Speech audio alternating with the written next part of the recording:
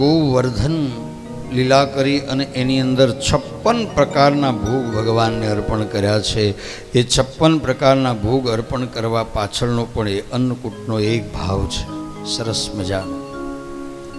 એની પાછળ એવું ભાવ છે, 56 પ્રકારના ભોગ અર્પણ કરીએ છીએ. અન્નકૂટમાં 56 જ કેમ? ભલે પછી આપણે 70 અર્પણ કરીએ, 100 અર્પણ કરીએ, પણ નિયમ છે 56નો.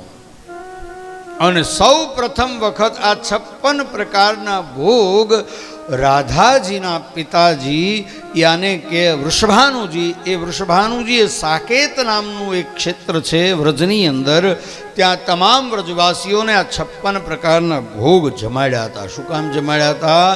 રાધા અને કૃષ્ણનો વિવાહ થયો ને એટલા માટે. વિવાહનો અર્થ તમે ન સમજતા કે લગ્ન થયા, કારણ કે અમુક પ્રાંતમાં વિવાહ શબ્દ લગ્ન માટે વપરાય છે ને અમુક પ્રાંતમાં વિવાહ શબ્દ સગાઈ માટે વપરાય છે. તો વિવાહનો અર્થ છે સગાઈ થઈ હતી. ભગવાનના લગ્ન રાધાજીની સાથે થયા જ નથી.